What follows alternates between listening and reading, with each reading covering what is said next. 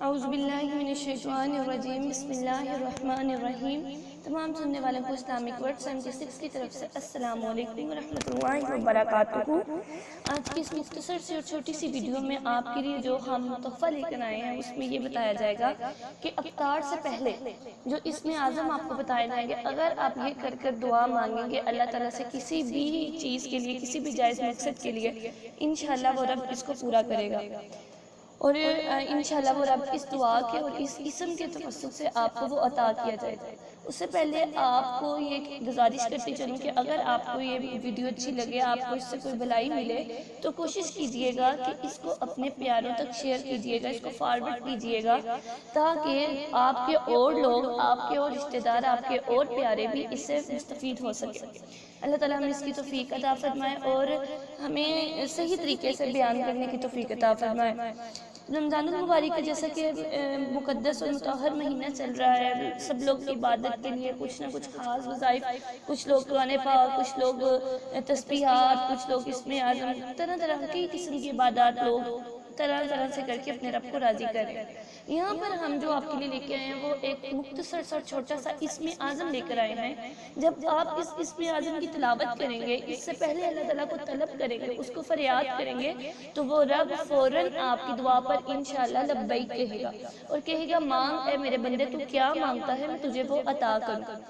اور حضرت عائشہ صدیقہ رضی اللہ تعالی عنہا سے روایت ہے، نبی کریم صلی اللہ علیہ وآلہ وسلم نے فرمایا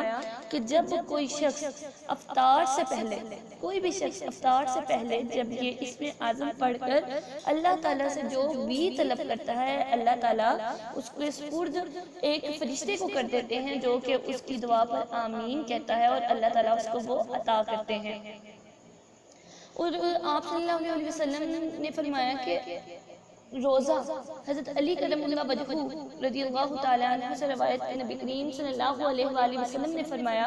کہ روزہ خدا اور بندے کے درمیان ایک ایسی عبادت ہے جس کا موازنہ، جس کا اندازہ کوئی بندہ کر ہی نہیں سکتا، کوئی انسان نہیں کر سکتا، اس کا کوئی بدل نعم البدل کوئی نہیں دے سکتا، کیونکہ آپ صلی اللہ علیہ وسلم نے فرمایا کہ روزہ جو ہے خالصتاً اللہ کے لیے کی گئی عبادت ہے۔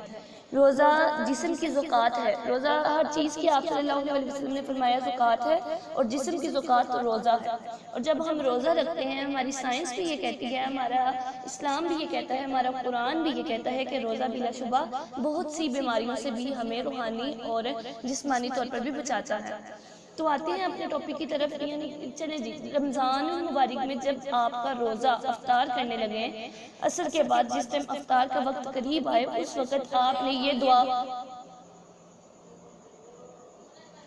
اس سے قبل آپ نے یہ دعا پڑھ کر افطار کرنا ہے، انشاءاللہ العزیز اللہ تعالیٰ ہماری آپ کی دعا کو پورا کریں گے۔ وہ اسم کیا ہے؟ یا ارحم الراحمین، یا ارحم الراحمین، یا ارحم الراحمین، 3 مرتبہ آپ اس اسم کو دہرا کر اللہ تبارک و تعالیٰ وہ رب ضرور عطا کرے گا انشاءاللہ۔ اور اس کے علاوہ ایک اور جو چھوٹا سا اسم جو آپ نے اپنی دعا میں شامل کرنا ہے وہ ہے یا ربی، یا ربی۔ جب بھی آپ یا ربی کہہ کر پکاریں گے تو وہ رب بے شک 70 ماؤں سے زیادہ محبت کرنے والا قریب ہو کر آپ کی دعا کو سنے گا، کیونکہ وقت افطار رب تعالیٰ انسان کے بہت قریب ہوتا ہے اور جو مانگا جاتا ہے وہ رب عطا کرتا ہے۔ اللہ تبارک و تعالیٰ میری اس چھوٹی سی کاوش کو قبول و منظور فرمائے، ہمیں اس پر عمل کرنے کی توفیق عطا فرمائے، ہم سب کو آقا علیہ الصلوۃ والسلام کے نقش قدم پر چلنے کی توفیق عطا فرمائے۔ وما علینا الا البلاغ المبین۔ السلام علیکم ورحمۃ اللہ وبرکاتہ۔